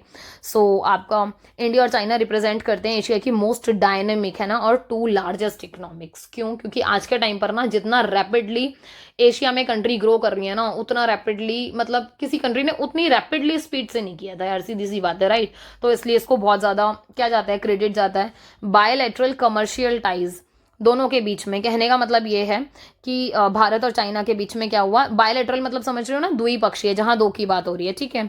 सो द्विपक्षीय दोनों के बीच में क्या हुआ, वाणिज्यिक संबंध स्टैब्लिश हुए, मतलब कमर्शियल टाइज को स्टैब्लिश किया गया 1980s के डेकेड्स में। और इसके अलावा क्या हुआ, फिर धीरे धीरे ट्रेड के एग्रीमेंट्स होने शुरू हुए। सो 1984 में क्या हुआ, व्यापार समझौता हुआ, मतलब ट्रेड एग्रीमेंट पर साइन किए। इसके अलावा आप देखोगे status of most favoured nation, MFN, ठीक है, इसमें दोनों ने मिलकर क्या किया कि एग्रीमेंट को साइन किया कि हाँ भाई मिलकर एक दूसरे को फेवर करेंगे जहाँ जहाँ जरूरत होगी। इसके अलावा फुल फ्लेज्ड बायलैटरल ट्रेड जो स्टार्ट हुआ 1992 में। अब देखो एक बात समझने वाली है, 1980s में आपने रिलेशन शुरू किए, 84 में एग्रीमेंट्स होने शुरू हुए, और एग्जैक्टली जो प्रैक्टिकली अगर देखें ना जमीनी स्तर पर बिल्कुल रूट्स में जाकर, सो 1992 में आपके बायलैटरल ट्रेड शुरू हुए। 94 में आप देखोगे डबल टैक्सेशन एग्रीमेंट, ठीक है, दोनों ने साइन किया, मतलब एक दोहरे कराधान समझौते पर दोनों ही कंट्री ने साइन किया कि दोनों को इजी रहे। 2003 में आप देखोगे बैंकॉक एग्रीमेंट को साइन किया गया दोनों ही कंट्री के साथ कि हाँ भाई क्या करेंगे, कुछ ट्रेड में हम एक दूसरे को प्रीफरेंस देंगे, है ना, कि ज़रूरी अगर आपको पता है कि कोई सामान है ऐसा जो आपको चाइना से भी मिल सकता है पर किसी और कंट्री से भी मिल सकता है, तो ये हमारा जो 2003 का बैंकॉक एग्रीमेंट था उसमें यही था कि भाई अगर वो सामान चाइना के पास अवेलेबल है या फिर कभी कोई सामान ऐसा है जो इंडिया के अलावा कहीं और भी अवेलेबल है, तो चाइना हमें प्रेफरेंस देगा और हम उन्हें देंगे। वो कहते नहीं है कि आप तो हमारे पुराने कस्टमर हो तो आप कहाँ जाओगे, या फिर हम सोचते हैं कि यार मैं तो इसी दुकान से हमेशा सामान लेती हूँ तो कोई बात नहीं, मैं ये वाला सामान भी यहीं से ले लेती हूँ, कहीं और अवेलेबल होता है तो भी अपन एक ही शॉप से लेना पसंद करते हैं। तो ये वो वाला कॉन्टेक्स्ट है थोड़ा सा। इसके अलावा आप देखोगे सेम ईयर में दोनों ही कंट्री ने अपने बॉर्डर्स को ओपन कर दिया ट्रेड करने के लिए, किसके थ्रू, सिल्क रूट के थ्रू, है ना। इस मैप में आप देख सकते हो किस तरीके से आपका सिल्क रूट स्टैब्लिश हुआ। इंडिया और चाइना दोनों ने मल्टीलैटरल ट्रेड में पार्टिसिपेट किया अकॉर्डिंग टू WTO कमिटमेंट्स, मतलब WTO की फुल फॉर्म पता है ना, वर्ल्ड ट्रेड ऑर्गेनाइजेशन, की जो भी रूल्स रेगुलेशन है अपन ने फॉलो करके दोनों कंट्री ने अच्छे से अपने ट्रेड्स करने शुरू किए। China second largest trade partner India का है, इसके अलावा बिहाइंड द यूएस के बाद। इवन आज के टाइम पे आप देखोगे और भी बहुत सारी कंट्री हैं जो इस रेस में शामिल है हमारे साथ, राइट। और इंडिया चाइना के टॉप 10 ट्रेड पार्टनर्स में आता है। इसके अलावा आप देखोगे साउथ एशियन रीजन में only India and China trade that has stood the most balanced trade in the region. कहने का मतलब ये कि अगर आप साउथ एशियन रीजन में देखोगे ना तो सबसे ज्यादा जो बैलेंस मेंटेन किया है ना वो इंडिया और चाइना ने किया है। सो इस चीज को अपन कभी नहीं भूल सकते, राइट। तो इस चीज का थोड़ा सा ध्यान रखें कि किस तरीके से सिल्क रूट के थ्रू हम लोगों ने आपस में ट्रेड वाली पॉलिसी को अडॉप्ट किया और काम करना शुरू किया, ठीक है। सो इससे क्या हुआ कि जब तुम ट्रेड करते हो तो यार ट्रेड हो रहा है मतलब आपकी इकोनॉमी मेंटेन हो रही है, राइट। सो दोनों एक दूसरे को हेल्प कर रहे हो और रैपिडली ग्रो भी कर रहे हो बहुत फास्ट तरीके से। इसके अलावा बायलैटरल ट्रेड जो है आपका इंडिया और चाइना के बीच में काफ़ी बड़ा, ठीक है। अगर आप देखोगे कि कैसे कितना बड़ा, तो अगर यूएस डॉलर के हिसाब से लगाया जाए तो 3 बिलियन से 2000 में देखा गया और 92.68 बिलियन 2019। इवन अभी का आंकड़ा अगर डेटा देखा जाए तो वो तो और काफ़ी क्रॉस कर गया होगा। हालांकि कोविड की वजह से काफ़ी हमारा डाउनफॉल गया, दैट इज़ ट्रू कि हमारा थोड़ा सा स्टैंड ऑफ हुआ कोविड-19 पैंडमिक की वजह से। बायलैटरल जो ट्रेड है वो कितना 15% के आसपास आपका गिरा, ठीक है। और इसके अलावा ये बात भी सही है कि चाइना जो है वो अकाउंटेड था 5% of India's export and 14% of imports के लिए, कि वही कि हमारे रिलेशन थोड़े से मेंटेन रहे या चीज़ें एकदम से गड़बड़ ना हो जाए। तो भारत के निर्यात का 5% और आयात का 14% हिस्सा मेंटेन किया गया। इसके अलावा मेजर जो प्रोडक्ट है ना, फ्रॉम इंडिया टू चाइना, मतलब इंडिया से चाइना जा रहे हैं, तो कौन कौन से हैं जो ज़्यादातर जाते हैं, जैसे ऑर्गेनिक केमिकल हो गए आपके, है ना, कार्बनिक रसायन, ठीक है, ओर्स मतलब आयसक हो गए, स्लैग हो गया, मिनरल ऑयल्स, मिनरल फ्यूल्स मतलब जितने भी आपके ईंधन वाली चीज़ें, ठीक है, मिनरल वैक्स मतलब जो खनिज मोम होते हैं, ठीक है, और क्या है आपका ये जो बिटुमिनस है सब्सटेंस, ठीक है, कोल वगैरह हो गई, फिश। तो ये सारी की सारी ऐसी चीज़ें हैं जो आपकी यहाँ से वहाँ जाती हैं, ठीक है। इसके अलावा मेजर प्रोडक्ट जो चाइना से इम्पोर्ट होता है इंडिया में, ठीक है, इलेक्ट्रिकल मशीनरीज, क्योंकि वी नो दैट कि जितना भी हमारे इलेक्ट्रिकल अप्लायंस हैं, फ़ोन्स हैं, मतलब बहुत सारे ऐसे जो डिवाइस हैं, गैजेट्स हैं, वो हमारे मेड इन चाइना काफ़ी होते हैं। इवन टॉयज़ वगैरह भी आप देखोगे तो काफ़ी चीप रेट्स पे आपको चाइना से अवेलेबल होते हैं। न्यूक्लियर रिएक्टर, बॉयलर्स, मशीनरीज, मतलब ऐसे बहुत सारी चीज़ें जो आपको वहाँ से मिलती है। इवन प्लास्टिक हो गया, फर्टिलाइजर्स आर ऑल्सो राइट, सो ये आप वहाँ से मंगाते हो। इसके अलावा इंडिया डिपेंड है चाइनीज़ इम्पोर्ट पर, और देखा जाए ना इलेक्ट्रॉनिक कंपोनेंट्स 70% है, मतलब ये दैट इज़ ट्रू। तभी तो आप देखोगे ना, अगर आप अपने आसपास भी देखोगे कितने लोगों के पास आपको मेड इन चाइना के फ़ोन मिल जाएंगे। मतलब इवन हम सब भी यूज़ ही कर रहे हैं कहीं ना कहीं, बहुत कम लोग हैं जो मतलब मेड इन चाइना के अलावा, मतलब जो देखो कैपेबल हैं या जिनका मतलब है क्षमता कि हाँ भैया वो खरीद सकते हैं, तो वो खरीद रहे हैं। अदरवाइज जो मेड इन चाइना के हैं वहाँ आपको बहुत मिलेंगे। बहुत सारे ऐसे प्रोडक्ट हैं मार्केट में जो मेड इन चाइना है, तो इसलिए 70% का डेटा जाता है आपका। इसके अलावा चाइना का जो ट्रेड प्रिंसिपल है सिंस 1970 से अगर देखोगे तो हमारा जो इम्पोर्ट का सब्सटीट्यूशन है ना, आपको ये बात समझनी पड़ेगी कि चाइना लार्जेस्ट एक्सपोर्टर है वर्ल्ड में, क्योंकि वो आपको क्या करता है, सब्सटीट्यूशन प्रोवाइड करा देता है। ये वो वाली बात है जैसे अपन नॉर्मल भी देखेंगे, कोई प्रोडक्ट है जैसे नॉर्मल है मेड इन इंडिया राइट, और एक प्रोडक्ट है आपका मेड इन चाइना, ठीक है। तो आप देखोगे अगर इसकी कीमत, मान लो कोई भी ऐसा प्रोडक्ट है कि इसकी कीमत आपको 500 रुपए की मिल रही है, आपने बनाया जो भी, अब भाई जो बेच रहा है वो भी तो कुछ ना कुछ बेनिफिट सोचेगा ना, मुनाफा कमाएगा, प्रॉफिट कमाएगा। सो कोई प्रोडक्ट है जो हमें 500 रुपए में मिल रहा है, तो चाइना के वही प्रोडक्ट आपको कई बारी 250 या फिर ये कह लो चलो 300, है ना, इसके आसपास में आपको अवेलेबल हो जाते हैं। तो यार एक मिडिल क्लास हो गई या फिर उससे भी जो नीचे आपकी बिलो पॉवर्टी लाइन वाले लोग हो गए, वो तो यार मतलब 500 रुपये अफोर्ड नहीं कर पाएंगे। अगर बहुत ज़रूरत की चीज़ है तो वो क्या करेंगे, मेड इन चाइना पे ही जाएंगे, है ना। सेम ऐसे टॉयज़ में भी देखोगे, बहुत सारी चीज़ों में देखोगे कि जो आपके चाइना वाले प्रोडक्ट होते हैं काफ़ी सस्ते मिलते हैं आपको राइट। सो इस चीज़ का थोड़ा सा अंतर आता है। इसके अलावा जो मेजर चीज़ है वो ये थी आपकी कि वर्ल्ड में ना देखा जाए थर्ड वर्ल्ड कंट्रीज में, है ना, थर्ड वर्ल्ड कंट्री आपको पता है सारी थर्ड वर्ल्ड कंट्री कौन सी होती है, जो रिसेंटली इंडिपेंडेंट हुई है ना, जिन्होंने अभी अभी आज़ादी ली है। अभी अभी इन द सेंस ये नहीं कह रही कल परसों, पर लास्ट वाले सालों में, कि जैसे हमने इंडिया ने 1947 में लिया, ऐसे बहुत सारी कंट्री आज़ाद हुई जिन्होंने अपनी डिफरेंट डिफरेंट कॉलोनीज थी ना, हर किसी ने किसी ना किसी को डोमिनेशन में रखा। सो जैसे हम आज़ाद हुए, अब हम इंडिपेंडेंट हैं, अब हमारे ऊपर किसी का कोई शासन नहीं है। सो थर्ड वर्ल्ड कंट्री में वो सारी कंट्री जिन्होंने न्यूली इंडिपेंडेंट नेशन है, वहाँ अगर आप देखोगे तो किस तरीके से मेजर रोल प्ले करता है चाइना। एफडीआई उसका काफ़ी अच्छा खासा है, ठीक है, फॉरेन जो ट्रेड है उसमें इसका डेवलपमेंट काफ़ी बड़ा है, और ये चीज़ ही तो चाइना को हेल्प कर रही है ग्लोबली अपने जो इकॉनमी है वो सेटअप करने में, कि किस तरीके से वो इंटीग्रेशन कर रहा है इंटरनेशनल लेवल पर इंडस्ट्रियल रीलोकेशन के थ्रू, मतलब वैश्विक आर्थिक एकीकरण और अंतर्राष्ट्रीय औद्योगिक स्थानांतरण को नियंत्रित करने में बहुत मदद मिल रही है चाइना को इन सारी चीज़ों की वजह से राइट। इसके अलावा आपका बहुत सारे इंडिया के बैंक हैं, क्योंकि देखो ये वही वाली बात है यार, जब आप ट्रेड कर रहे हो या और सारे रिलेशन डेवलप कर रहे हो तो दैट मीन्स की इकोनॉमी का सबसे मेजर पार्ट है बैंक भी आपका राइट। सो बैंक, इंडिया के जो बैंक हैं, इंडियन बैंक्स चाइना में आपको प्रेजेंट मिलेंगे, जैसे एसबीआई, कैनरा हो गया, बैंक ऑफ इंडिया, है ना, बैंक ऑफ बड़ौदा, ऐसे बैंक हैं जो आपको कहाँ दिखेंगे, चाइना में दिखेंगे। इसके अलावा बहुत सारी वेरियस एजेंसीज हैं, गवर्नमेंट के इंस्टीट्यूशन हैं जो इंटरकनेक्टेड हैं एक दूसरे के साथ राइट, कि उनको कॉपरेशन करना है अलग अलग सेक्टर में। तो जैसे ह्यूमन रिसोर्स डेवलपमेंट हो गया, समझ रहे हो, मतलब मानव संसाधन विकास हो गया, ठीक है, टैक्सेशन कराधान जो कर वगैरह लगाते हैं हम, हेल्थ हो गया, स्वास्थ्य, एजुकेशन शिक्षा हो गया, एम्प्लॉयमेंट रोजगार, टूरिज्म हो गया, पर्यटन, और अर्बन डेवलपमेंट शहरी विकास, ये सारे क्षेत्रों में हम एक दूसरे को क्या करते हैं, सपोर्ट करते हैं, जहाँ जहाँ जैसे जैसे ज़रूरत होती है, सरकारी जो आपके संस्थान है उनके माध्यम से भी, ठीक है। इसके अलावा इकोनॉमिक थिंक टैंक है या जो स्कॉलर्स हैं वो इस चीज़ को देखते हैं और वो समझते हैं कि हाँ भाई जो हमारा इंटरेक्ट है ना आपस में एक दूसरे के साथ बातचीत करते रहते हैं, वो मतलब इंडिया और चाइना के जो स्कॉलर्स हैं, इकोनॉमिक थिंक टैंक है, वो देखते रहते हैं किस तरीके से आप इस चीज़ को और ग्रो कर सकते हो, बिल्ड कर सकते हो रैपिडली, राइट। तो ई बिजनेस वीज़ा को इंट्रोड्यूस किया गया था 2017 में, किस चीज़ के लिए, जिससे कि जो आपका बिजनेस है वो आपस में क्या हो, क्रिएट हो सके, ठीक है। तो ये वाली चीज़ इंपॉर्टेंट थी। इसके अलावा टोटल एफडीआई की बात करें चाइना की, है ना, चाइना से भारत की अगर देखी जाए तो 2017, मतलब वो कह रहे हैं 2000 से लेकर 2017 के बीच में अगर आप देखोगे तो यूएस डॉलर 1.73 बिलियन रहा है हमारा, ठीक है। और चाइना का जो शेयर है ना इसमें कितना रहा है, 0.49%। हालांकि देखने में ऐसा लग रहा है 0 पॉइंट बहुत कम है, बट स्टिल चाइना काफ़ी मेजर रोल प्ले करता है इसमें।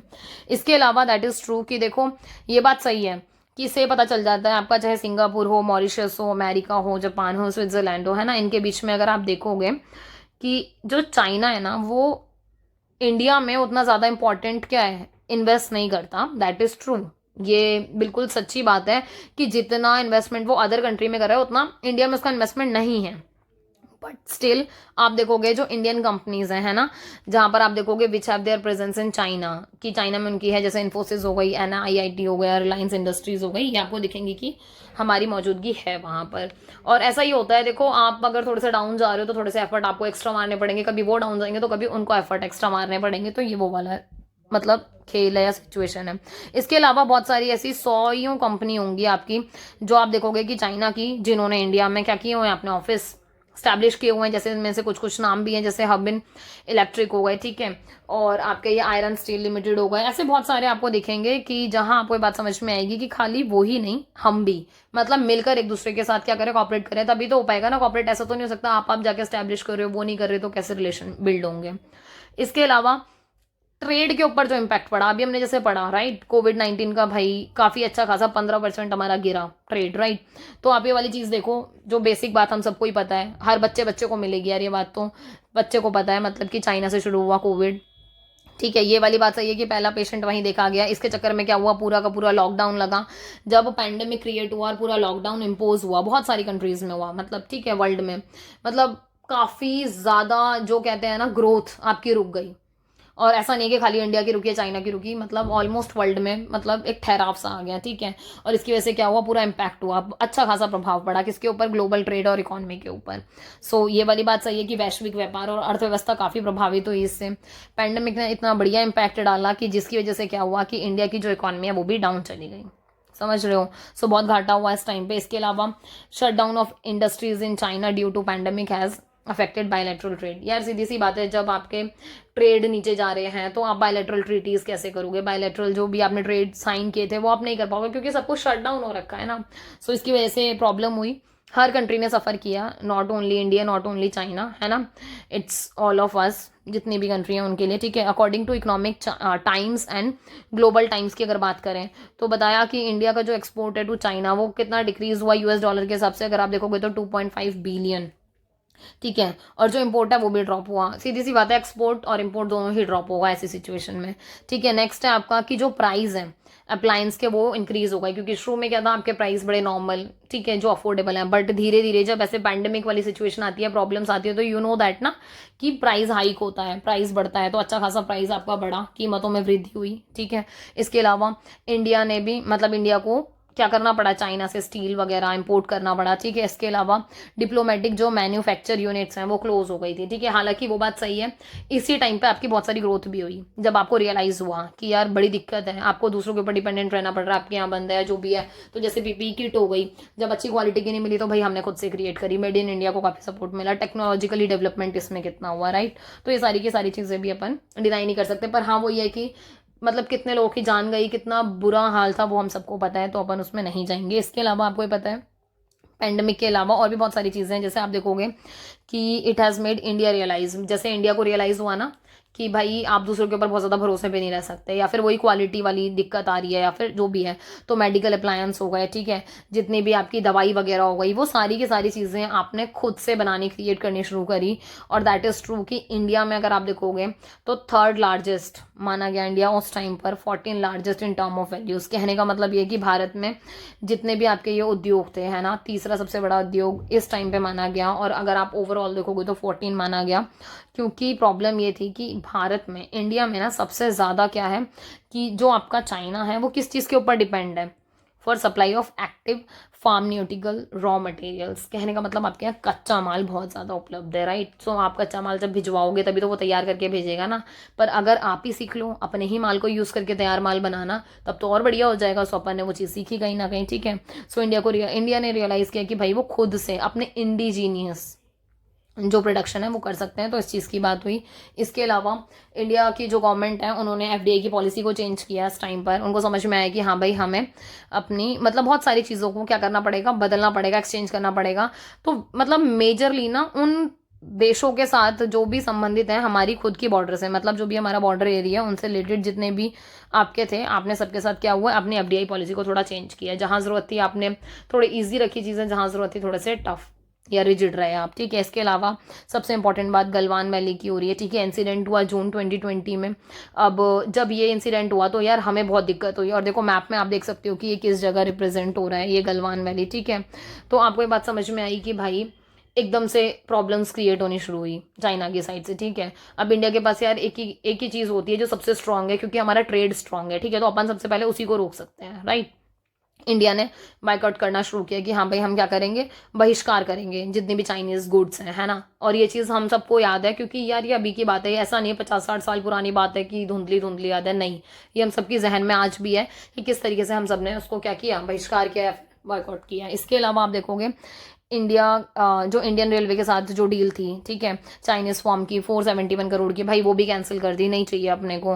क्योंकि जब आप हमारे बॉर्डर डिस्प्यूटेड एरिया में मतलब इतने डिस्प्यूट क्रिएट कर रहे हो, कॉन्फ्लिक्ट कर रहे हो, सो हम आपके साथ रिलेशन गुड नहीं रखेंगे, या फिर ट्रेड अच्छा नहीं रखेंगे, या जो भी है जिस तरीके से हमारे जो पार्टनरशिप है उसको हम थोड़ा सा दिखाएंगे कि नहीं यार मैं अवेलेबल नहीं हूँ आपके लिए, या फिर आप एक तरीके से हमारे बॉर्डर्स को हम कर रहे हो और एक तरीके से आप दूसरे हाथ क्या कर रहे हो, गुड रिलेशन मेंटेन कर रहे हो, तो it is not possible definitely, ठीक है। इसके अलावा आप एक चीज़ और देखोगे इसमें जो इम्पोर्टेंट है कि बीएसएनएल ने भी जो ऑर्डर दिए, ठीक है। और मतलब आप ऐसे देखोगे कि आपकी जो चाइना की कंपनी है उनके साथ भी आपने काफ़ी क्या किया, स्ट्रिक्टनेस लेके आए। नेक्स्ट है आपका इंडिया चाइना के जो ट्रेड रिलेशन है, बहुत सारे आपने चैलेंजेस देखे कि भाई फेस किए हमने भी और उन्होंने भी। इंडिया की जो कंपनी है उनको अलाउ नहीं किया गया कि वो चाइना में फ्रीली ऑपरेट कर पाए। यार सीधी सी बात है, अगर आप यहाँ पे रिस्ट्रिक्शन लगा रहे हो तो जो चाइना के अंदर इंडिया की कंपनी है, इंडिया के लोग हैं, भाई वो सफ़र करेंगे, सीधी सी बात है। मतलब वो इतने अच्छे तो नहीं हो सकते ना, वो आपसे कहेंगे कोई बात नहीं, कोई बात नहीं है, तुम्हारी गवर्नमेंट की बात है, हम क्यों आपस में वो करें। भाई हर पर्सन फेस करता है फिर, राइट। तो ये वाली चीज़ हुई। इसके अलावा आप देखोगे बहुत सारे न्यूमरस ट्रेड थे, नॉन ट्रेड बैरियर्स थे आपके, मतलब चाइना की साइड से भी इंडिया के लिए। और सेम जो टैरिफ होते हैं जब आप ट्रेड करते हो ना, तो वो टैरिफ बढ़ा दिया गया, इंक्रीज कर दिया गया।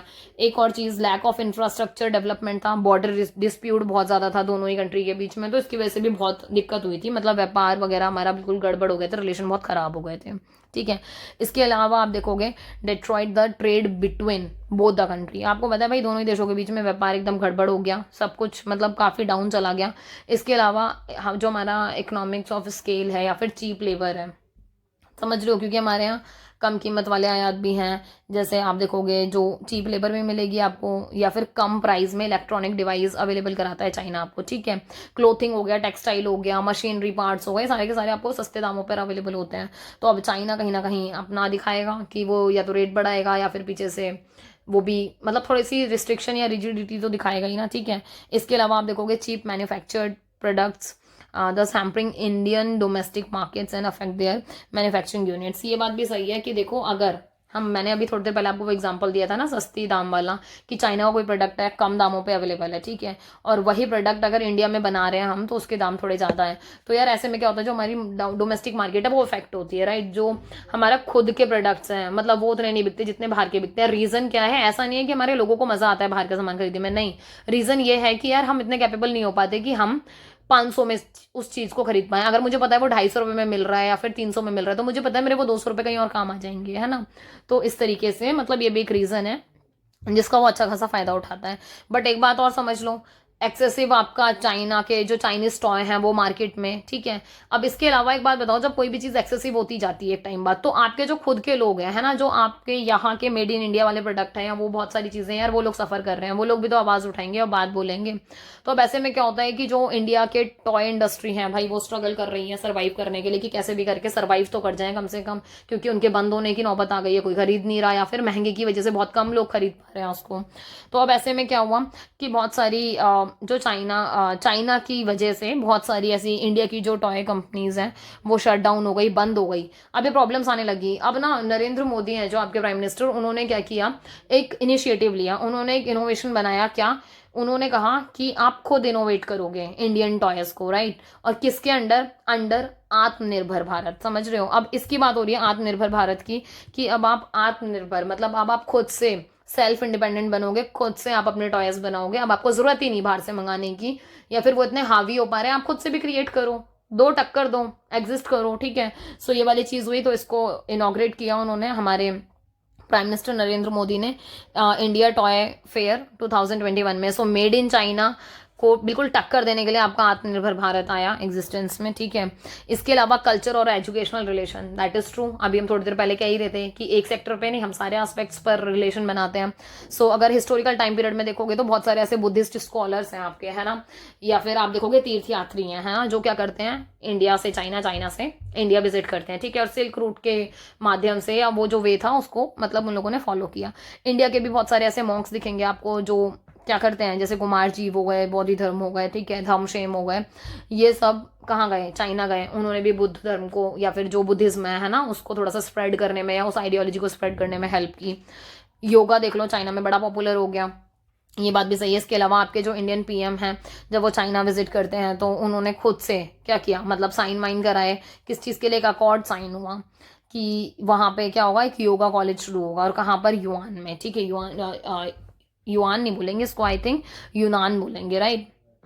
तो यूनान में जो उनकी प्रोविंसेस हैं वहाँ पर इसको क्रिएट करने की कोशिश की गई। इसके अलावा on the day of international yoga, हम सबको पता है हमारा इंटरनेशनल योगा डे 21 है, 2017 में ये जो ग्रेट वॉल इवेंट को प्लान किया गया, ग्रेट वॉल ऑफ चाइना में, क्योंकि ये एक बहुत बड़ी बात थी कि आप चाइना में अपने इवेंट्स को लॉन्च करा रहे हो या फिर करा रहे हो, तो भाई सच में बड़ी बात है ना। 2006 में अगर आप देखोगे इंडिया और चाइना के बीच में अकॉर्ड साइन हुआ एजुकेशन एक्सचेंज प्रोग्राम के ऊपर, ठीक है। क्योंकि हमारे वही वाली बात है ना कि कुछ अगर स्कॉलर्स हैं या कुछ रिसर्च करने वाले लोग हैं या कुछ स्टूडेंट्स हैं जो यहाँ पढ़ना चाहते हैं या वहाँ जाना चाहते हैं, तो एटलीस्ट इतने अच्छे रिलेशन तो रहें कि वो इजीली जाकर स्टडी ले सकें या पढ़ सकें। तो गवर्नमेंट ने स्कॉलरशिप वगैरह प्रोवाइड कराई। तो ये वो वाली बात है कि 25 स्टूडेंट दोनों ही नेशन के हायर एजुकेशन में लोग क्या करते हैं, स्कॉलरशिप प्रोवाइड कराते हैं एक दूसरे को। इसके अलावा आप देखोगे कि ऐसी 12 यूनिवर्सिटीज़ हैं, ठीक है, 5 कंट्रियों में जो मेजरली ब्रिक्स की हैं। उन्होंने क्या किया, नेटवर्क यूनिवर्सिटी को स्टैब्लिश किया, और उन्होंने सोचा कि वो किसी भी तरीके से एक दूसरे को एजुकेशन, रिसर्च एंड इनोवेशन में हेल्प करेंगे, क्योंकि इट इज़ मैंडेटरी कि यार कोई रिसर्च आप कर रहे हो, अगर वो काम की है तो फिर आप बाकी की जो रेस्ट ऑफ द कंट्री आप उनको हेल्प करोगे ना। सो ब्रिक्स में यही इन्होंने आपस में टाई किया कि हाँ भाई, जो फोकस किया इन्होंने 5 प्रायोरिटाइज्ड एरिया पर, कि किस किस पर ये लोग थोड़ा सा क्या करेंगे, एजुकेशन, रिसर्च और इनोवेशन करेंगे। कम्युनिकेशन एंड इन्फॉर्मेशन टेक्नोलॉजी पे, क्लाइमेट चेंज पे, इकोनॉमिक्स पे, BRICS study and water resources and pollution, क्योंकि ये मेजर आज के टाइम पे ना सबसे मेजर एरिया है जिसपे you can work, right.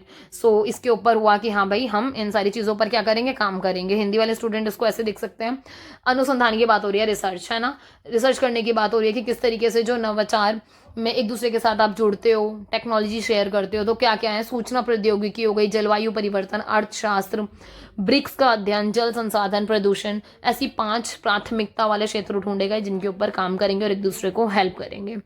Next है इंडिया चाइना बॉर्डर डिस्प्यूट, सबसे मेजर आपको ये पता है इंडिया और चाइना का जो बॉर्डर है ना वो 3488 किलोमीटर का हम आपस में बॉर्डर शेयर करते हैं। 3 मेजर सेक्टर हैं जहां पर आपके डिस्प्यूट होते हैं, ठीक है। अगर उसको वैसे ब्रॉडली डिवाइड करो ना तो वेस्टर्न सेक्टर हो गया, आप मैप में देख सकते हो, मैप आप लोगों के लिए ही लगाया सो दैट कि आप इसको विजुअलाइज करके या फिर देखकर थोड़ा रहता है ना, चीजें याद रह जाती हैं, राइट। तो इस चीज का थोड़ा सा ध्यान रख के इसको देखो। इंडिया ने अपनी पूरी जो लेंथ है वो शेयर कर रहे हैं चाइना के बॉर्डर के साथ। अगर वेस्टर्न एरिया देखा जाए तो कितना है 2152 किलोमीटर, ठीक है। और ये वो एरिया है जो आपका मेजरली कवर हो रहा है, कौन सा, जम्मू कश्मीर वाला, ठीक है, और चाइना का शियांग जो प्रोविंसेस हैं, ठीक है। सो अब आप ये एक चीज़ दे दिए, ये देखोगे मैप में आपको ये दिखेगा एरिया, है ना, जैसे मार्क किया हुआ है कि अक्साई चीन वाला एरिया हो गया, ठीक है, सियाचिन ग्लेशियर हो गया, ठीक है, ये अरुणाचल प्रदेश वाला, ये सारे डिस्प्यूटेड एरिया हैं जहाँ जहाँ पर हमारे रहते हैं। और आप ये देखो वेस्टर्न सेक्टर, ईस्टर्न, जैसे आप यहाँ वेस्टर्न सेक्टर देख रहे हो ना, ऐसे ही आप इसमें पढ़ोगे अभी आगे भी ईस्टर्न सेक्टर भी है, सेंट्रल सेक्टर भी है, जहां जहां आपके क्या है, कॉन्फ्लिक्टेड जोन एरिया है। सो ये जो रेड रेड वाला मार्क हो रखा है ना, ये यहाँ लिखा है ना disputed area. So these are your disputed area, जहां पर चाइना और इंडिया आपस में भिड़ते हैं या फिर इनके कॉन्फ्लिक्ट्स होते हैं, ठीक है। तो इसको थोड़ा सा ध्यान रखना, और चाहो तो आप इसको स्क्रीनशॉट लेके भी थोड़ा सा रख सकते हो कि वो चीज़ ध्यान रह जाए, ओके। इसके अलावा आप देखोगे वेस्टर्न सेक्टर में, जैसे अक्साई चीन वाला जो मैंने अभी आपको दिखाया, जम्मू कश्मीर वाले, यहाँ पे ये दिख रहा है आपको, ये अक्साई चीन वाला एरिया है ना। सो यहाँ की बात हुई कि किस तरीके से आपके यहाँ पे कॉन्फ्लिक्ट बहुत ज़्यादा रहते हैं। और देखो सबसे मेजर बात, रिस्पॉन्सिबल कौन है, जिम्मेदार कौन है, ब्रिटिश, क्योंकि ब्रिटिश एम्पायर ही तो थे जो वो सारा तमाशा करके गए, चाहे पाइना कह रही हूँ, चाइना के साथ या फिर पाकिस्तान के साथ, right. So that is true कि डिस्प्यूट का जो श्रेय जाता है ना, उन्हीं को जाता है, ठीक है, अक्साई चीन वाला भी। सो इस वाली चीज़ का ध्यान रखेंगे। इसके अलावा ये बात सही है कि भारत और चाइना के बीच में ना वो लोग ना एक लेजिटिमेट बॉर्डर क्रिएट करने के लिए फेल हो गए थे, क्योंकि उन लोगों ने क्या किया, एक बॉर्डर बनाया, ठीक है, और दो बॉर्डर, एक नहीं दो बॉर्डर बनाए गए, ठीक है। एक को बोलते हैं जॉनसन लाइन, ठीक है, एक होता है आपका मैकडोनाल्ड लाइन, ठीक है। अब ये दोनों लाइन रिकमेंड की गई। अब परेशानी है कि दोनों ही कंट्री इस चीज़ को एक्सेप्ट नहीं करती। कभी वो अपने एरिया में हमारा एरिया दिखा देते हैं, तो हमें बहुत दिक्कत होती है यार, सीधी सी बात है। अगर वो हमारे कोई स्टेट को या हमारी किसी एक छोटे से एरिया को भी अपने एरिया में दिखा रहे हैं, अपने मैप में दिखा रहे हैं, तो यार हमसे तो बर्दाश्त नहीं होगी ना वो चीज़। तो ये वाली चीज़ हुई। इसके अलावा आप देखोगे जॉनसन लाइन की बात अगर की जाए तो एक, इसके अलावा सॉरी फॉर डिस्टर्बेंस, हाँ, इसके अलावा बाकी आपका ये दो लाइन थी जिनकी मैं बात करी थी, टू बॉर्डर्स है ना, जॉनसन लाइन हो गया और एक था मैकडोनाल्ड लाइन, ठीक है। इन दोनों की रिकमेंडेशन थी। अब अकॉर्डिंग टू जॉनसन लाइन अगर देखें हम, तो जो अक्साई चीन वाला है ना एरिया है, वो किसके अंडर आता है, इंडियन टेरिटरी के अंदर आता है, ठीक है। बट ये जो आप देखोगे ना मैकडोनाल्ड लाइन, इसके हिसाब से ये जो अक्साई चीन वाला एरिया है वो कहाँ आता है, वो चाइनीज टेरिटरी में आता है। अब बताओ इन लोगों ने तो क्या कर दिया, प्रॉब्लम क्रिएट करके चले गए हमारे लिए, ठीक है। यहीं से ही डिस्प्यूट होना शुरू हो गया। और यही वो लाइन है जो हमारा पूरा वो जो एडमिनिस्ट्रेटेड एरिया है ना, जो हमारा सेपरेट होता है, अलग होता है, उसको हम बोलते हैं line of actual control, LAC बोल देते हैं, ठीक है। सो वो पूरा कॉन्फ्लिक्टेड एरिया है जहां पर प्रॉब्लम्स हमेशा रहती हैं। 1962 में जो आपकी वॉर हुई इंडिया चाइना के बीच में, वो कौन सी टेरिटरी पे हुई, क्योंकि जैसे आप ये 2-3 सेक्टर पढ़ रहे हो, तो हमारी एक्साई चीन पे हुई, ठीक है, ये डिस्प्यूटेड टेरिटरी थी। अब यहाँ यही वाली बात हो गई, इंडिया असर्ट कर रहा है कि एक्साई चीन जो है वो किसका पार्ट है, जम्मू कश्मीर का पार्ट है, हमारा पार्ट है, ठीक है। चाइना डिक्लेयर कर रहा है कि भाई वो उनका पार्ट है। अब परेशानी यही हो गई कि भाई लाइन दो वो क्रिएट करके चले गए, अगर एक ही लाइन भी क्रिएट की होती तो समझ लिया जाता कि चलो ठीक है, इसको अब आपको चाहते हुए ना चाहते हुए एक्सेप्ट करना पड़ेगा। बट अब आपके पास ऑप्शन आ गया, तो अब दोनों लड़ेंगे इस चीज़ पे, ठीक है। और जबकि देखा जाए तो ये इंडिया का ही पार्ट है, टेक्निकली अगर देखा जाए पार्ट है क्या, मतलब हमारा ही है, चाहे जो मर्जी कर लो, हम नहीं दे सकते उनको भाई, और देंगे भी नहीं, बिल्कुल नहीं देंगे, राइट। सो चाइना ऑफर करता है इंडिया को एक डील कि भाई अगर आप, इंडिया को बोलता है कि अगर इंडिया चाइना की सॉवरेनिटी को अक्साई चीन के ऊपर एक्सेप्ट कर ले, सो चाइना एक्सेप्ट कर लेगा इंडिया की सॉवरेनिटी इन अरुणाचल प्रदेश, क्योंकि अरुणाचल प्रदेश में भी तो ये तमाशा करते हैं, सही बात है ना। तो उन्होंने एक डील कर ली कि भाई तुम एक काम करो, अक्साई चीन में तुम हमारी वो मान लो कि हमारी ऑटोनॉमी रहेगी, और वहां पर हम तुम्हारी मान लेंगे। इंडिया ने मना कर दिया कि भाई ऐसे नहीं हो रहा, ठीक है, मतलब उन्होंने बोला भाई दोनों ही हमारा इलाका है, तुम्हें नहीं देंगे ऐसे बिल्कुल भी, ठीक है। इसके अलावा गलवान वैली, ये गलवान घाटी की बात हो रही है, तो ये भी जम्मू कश्मीर में है आपकी, ठीक है, नियर LAC, ठीक है, लाइन ऑफ एक्चुअल कंट्रोल। ये भी काफ़ी डिस्प्यूटेड एरिया है जिसको क्या नाम है, इंडिया क्लेम करता है कि हमारा है और चाइना अपना कंट्रोल करता है उस पर, ठीक है। इसके अलावा आप देखोगे कि ये हमारी जो मेजर कॉन्फ्लिक्टेड एरिया है 1962 से शुरू हुआ है हमारे, ठीक है, गलवान रिवर जैसे पास होती है, तो वही वाली बात है, डिस्प्यूटेड एरिया आपका पूरा अक्साई चीन वाला, ठीक है। इसके अलावा आप देखोगे श्योक नदी, मतलब श्योक रिवर है जो इंडियन साइड पर, वहाँ से ये गुजर रही है पूरी, ठीक है। तो वहाँ हमारा वो पूरा एरिया है जहाँ पर कॉन्फ्लिक्ट बहुत ज़्यादा होता है। इसके अलावा ये बहुत ज़्यादा critical line of communication close to LAC, क्योंकि लाइन ऑफ एक्चुअल कंट्रोल के काफ़ी क्लोज है, जिसकी वजह से बहुत प्रॉब्लम होती है। और it comes up to PP14 in June 2020 जो आपके इंडियन सोल्जर्स हैं ना, मतलब जो कमांडिंग ऑफिसर हैं, ठीक है, वो शहीद हो गए थे इस टाइम पे। और दैट इज़ द थिंग कि ये ऐसा एरिया है जहाँ पर ना, मतलब इतनी ज़्यादा आप देखोगे ना, इतना सेंसिटिव एरिया है ना कि आप चांस ले ही नहीं सकते बिल्कुल भी, ठीक है। इसके अलावा पैंगोंग लेक की बात हो रही है, ठीक है। ये वैसे देखा जाए ना, ये जो पैंगोंग लेक है ये इस एरिया में पड़ती है आपकी, ठीक है। सो ये मैप पे आपको दिखेगी। आप देखोगे ना इसको, अगर हम वैसे मेजरली देखा जाए तो 8 फिंगर्स में डिवाइड करते हैं। तो जो शुरू की 4 फिंगर हैं, ऐसा कहा जाता है वो इंडिया के कंट्रोल में, और जो बाकी 5 से 8 फिंगर हैं वो चाइना के कंट्रोल में है, ठीक है। तो नियर फिंगर 4, जो फोर्थ फिंगर है ना, वो कहीं ना कहीं इंडियन पोस्ट के काफ़ी क्लोज कट है, ठीक है। मतलब जो पूरी 4 तक है वो इंडिया के कंट्रोल में है, राइट। सो इंडिया कहता है कि भाई ऐसा कुछ नहीं है, मतलब ये तो उन लोगों ने बांट रखा है कि 4 तुम्हारी 4 हमारी वाला। इंडिया कहता है कि भाई पूरी अप टू फिंगर 8 वो किसकी टेरिटरी में फॉल करती है, इंडियन टेरिटरी में। मतलब वो ये कहते हैं कि पैंगोंग लेक का पूरा इलाका इंडिया का है। आप ये बांटो वाटो मत कि आधा तुम्हारा आधा हमारा, ये सब नहीं खेल रहे हम यहाँ पे, ठीक है। सो ये वाली चीज़ है, इसके ऊपर भी डिस्प्यूट रहता है। ये डिस्प्यूटेड एरिया है बिटवीन 4 एंड फिंगर 8 के बीच में, राइट। इसके अलावा रिपीट होते रहते हैं ये spot confrontation from both the side, क्योंकि देखो सीधी सी बात है यार, कन्फ्रंटेशन दोनों साइड से ही होता है। ऐसा नहीं होगा कि चाइना के अगर सोल्जर्स आके हमारे डिस्प्यूटेड एरिया में आ रहे हैं या फिर वो वहां पर कुछ एक्टिविटी कर रहे हैं तो अपन तो बैठेंगे नहीं ना, अपन तो वैसे भी नहीं छोड़ने वाले फिर उनको। सो दोनों साइड से ही हमेशा कॉन्फ्लिक्ट रहते हैं एक दूसरे के साथ, और मेजर जो एरिया है वो यही होता है। एक बात और है कि ये कन्फ्रंटेशन है वो ज़्यादातर कहाँ, नियर जो फिंगर 4 है उसके पास आपको ज़्यादा दिखेगा, जो कि पैंगोंग लेक वाला एरिया, ठीक है। इसके अलावा मिडिल सेक्टर की बात हो गई, तो मिडिल सेक्टर आपने ना देखो इस वाले मैप में ना आपको वैसे ये तीनों सेक्टर समझ में आ गए होंगे, ठीक है। ये मिडिल सेक्टर बोल लो या इसको सेंट्रल सेक्टर बोल लो, ये ईस्टर्न वाला है और ये वेस्टर्न वाला है। सो इसको थोड़ा सा ध्यान रख के तभी आप आगे के सेक्टर्स को भी पढ़ना। इसके एक सेकेंड, हाँ आ गए। सो अगर हम मिडिल सेक्टर की बात करें तो 625 किलोमीटर इंडिया चाइना शेयर करता है, ठीक है। और ये एरिया कौन सा है, लद्दाख टू नेपाल वाला, राइट। और ये वाली बात है कि ये उतना ज़्यादा कॉन्फ्लिक्टेड एरिया नहीं जितने रेस्ट ऑफ द 2 पार्ट है, ठीक है। मेन कॉन्फ्लिक्ट है सिक्किम वाला यहाँ पर, अगर देखा जाए तो जैसे 2003 में जो आपके प्राइम मिनिस्टर हैं अटल बिहारी वाजपेयी, उन्होंने विजिट किया था चाइना, ठीक है। तो चाइना ने रिकॉग्नाइज किया था कि चलो वो क्या करेगा, वो इंडिया की सॉवरेनिटी को एक्सेप्ट करता है, किसके ऊपर, सिक्किम के ऊपर, ठीक है। मतलब भारत की संप्रभुता को मान्यता दी चाइना ने, क्योंकि पहले उसको ये लगता था ये भी वो अपने हड़प लेगा, अपने मतलब अपनी टेरिटरी में गिनवा देगा, ठीक है। बट उन्होंने अल्टीमेटली इस चीज़ को मान लिया था। और इंडिया और चाइना ने अपने बॉर्डर, नाथुला पास वाले जो बॉर्डर है, ट्रेड करने के लिए उन्होंने खोल दिए थे, ठीक है। तो नाथुला दर्रा भी बोल देते हैं उसको, ठीक है। सो पास को दर्रा बोलते हैं हिंदी में, इस चीज़ का ध्यान रखना। इसके अलावा ईस्टर्न सेक्टर की अगर बात करें, राइट, ये भी काफ़ी कॉन्फ्लिक्टेड एरिया, राइट। तो इसमें क्या है कि यहाँ अगर देखोगे तो 1149 किलोमीटर का आपका लैंड बाउंड्री शेयर हो रही है चाइना के साथ, ठीक है। और ये वो वाली बात है, स्टार्टिंग पॉइंट कहाँ से हो रहा है, भूटान से हो रहा है। भूटान के भी ईस्टर्न पॉइंट से हो रहा है, यहाँ से ये दिख रही है आपको ये लाइन यहाँ पे, है ना। सो यहाँ से हो रहा है। अब अगर हम बात करें कि ये बिल्कुल क्लोज कट है, ठीक है। और कहाँ तक जा रहा है, ये तालू पास तक जा रहा है, ठीक है, जो कि तिब्बत के ट्राई जंक्शन इसलिए बोला है क्योंकि यहाँ 3 आपकी कंट्री कह लो एक तरीके से, ठीक है। कंट्री कह लो, कंट्री ही है, ठीक है। जैसे तिब्बत, म्यांमार एंड इंडिया, ठीक है। सो ये 3 बिंदु हैं जहां से ये कवर होते हुए कनेक्ट हो रहा है, ठीक है। और ये जो लाइन है इसको अपन क्या बोल देते हैं, मैकमोहन लाइन बोल देते हैं, ठीक है। और इसका नाम कैसे पड़ा था, वही आपको पता है ना, जैसे कोई कमेटी होती है, कुछ भी चीज़ें होती हैं तो जिस पर्सन के नाम पे होता है वहीं पड़ जाता है। सो हेनरी मैकमोहन के नाम पर ये पड़ा। वो इसके रिप्रेजेंटेटिव थे ब्रिटिश गवर्नमेंट से, जिन्होंने शिमला कन्वेंशन 1913-14 में इसको साइन किया था। तो चाइना क्लेम करता है मैकमोहन लाइन को कि भैया ये इलीगल है, वो नहीं मानता इसको, ठीक है। क्योंकि वो वाली बात हो गई ना, वो तिब्बत पे तो वैसे भी कहता है कि कोई लेजिटिमेट राइट है नहीं उनका, सारा राइट किसका, मेरा, मैं हूँ शेर वहां का, तो ठीक है। तो ये वाला भी कॉन्फ्लिक्टेड एरिया। इसके अलावा चाइना क्लेम करता है मैकमोहन लाइन को इलीगल, मैंने आपको बताया एक्सेप्ट करने में दिक्कत होती है उसको, वो कहता है वो नहीं मानेगा शिमला कन्वेंशन को। इसके अलावा चाइना ये कहता है कि जो भी हमारा इंपीरियल बाउंड्री है ना, जो भी त्वांग रीजन से है, मतलब जो हमारा Tawang region which is in Arunachal Pradesh, ठीक है।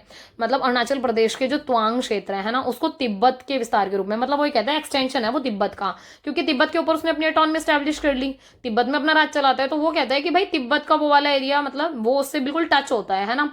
तो वो कहता है वो उसका ही एक्सटेंशन एरिया है, तो वो भी किसका पार्ट है, वो कहीं ना कहीं तिब्बत का पार्ट है। और अगर वो तिब्बत का पार्ट है तो दैट मीन्स कि वो डायरेक्टली किसका पार्ट हो जाएगा, चाइनीज टेरिटरी का, ऐसा वो कहते हैं, ठीक है। जबकि ये उनकी थ्योरी बिल्कुल गलत है, एकदम रद्दी है थ्योरी, क्योंकि कोई लॉजिक ही नहीं है इस बात पे, राइट।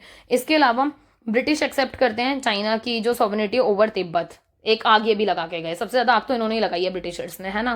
कि उन्होंने भी इस चीज में वही, मतलब वो पूरे तरीके से यार तहलका तो मचा के ही गए थे, है ना। तो वही वाली बात हो गई कि जब ब्रिटिशर्स ने तिब्बत पे चाइना की अथॉरिटी को एक्सेप्ट कर लिया, तब तो वो और ज़्यादा फैलेगा, अपने आप को दिखाएगा बन के, ठीक है। इसके अलावा ये भी बात है कि दो दो तिब्बत की बात होती है, एक इनर तिब्बत है और एक कौन सा है आपका आउटर है। तो इनर तिब्बत की बात हो रही है, जो अंदर वाला पार्ट है ना, समझ रहे हो, आंतरिक तिब्बत है, उस पे किसकी पूरी सॉवरेनिटी है, चाइना की, मतलब चीन की पूर्ण संप्रभुता है कि सब कुछ उन्हीं के अंडर है, ठीक है। और दूसरा है जो आउटर तिब्बत, जो त्वांग रीजन है ऑफ अरुणाचल प्रदेश, ठीक है, उसकी बात हो रही है। वो कौन सा है आपका, जो हमारे इंडिया के टेरिटरी में फॉल करता है, राइट। तो ये कॉन्फ्लिक्टेड एरिया है, जो आग लगा के तो वो चले गए ब्रिटिशर्स, और जिसकी वजह से आज सब ट्रबल कर रहे हैं, इवन वहां जो लोग रह रहे हैं वो सबसे ज्यादा ट्रबल करते हैं, ठीक है। इसके अलावा ना इसमें अभी काफी पार्ट रहता है आपका, जैसे Tibet factor in India China's relation हो गया, ठीक है। इसके अलावा अगर आप और देखेंगे इसमें तो मैं आपको बता देती हूँ, वन बेल्ट वन रोड, ठीक है। उसके बाद फिर क्या क्या प्रॉब्लम्स हैं उसको लेकर, तो ये सारी की सारी चीज़ें ऐसी हैं कि जिसको ना हम डिटेल में ही करेंगे, ऐसे जल्दबाजी में हवा में कवर नहीं कर सकते। सो होप आप लोगों को चीज़ें समझ में आ रही हैं। सो मेरा बस यही प्लान है कि नेक्स्ट वीडियो में मैं इसको कंटिन्यू करूँगी, तब तक के लिए आप लोग जितना भी आपका ये वाला पार्ट है इसको कंटिन्यू करके नोट मेकिंग वगैरह कर लेना, ठीक है। और बहुत जल्दी मैं इसको कवर कर लूँगी। और thank you so much last तक बने रहने के लिए। लाइक शेयर एंड सब्सक्राइब कर देना। सब्सक्राइब का टारगेट यू नो दैट कि 5000 है, तो पहुंचा दो मस्त आराम से फटाफट, ठीक है। एंड जो स्टूडेंट नए हैं प्लीज़ जो एग्जामोस्फेयर का जो चैनल है उसको ज्वाइन कर लेना, ठीक है। बाकी तब तक के लिए ध्यान रखो अपना, पढ़ते रहो, आगे बढ़ते रहो, मिलते हैं नेक्स्ट वीडियो में बहुत जल्द। Bye bye.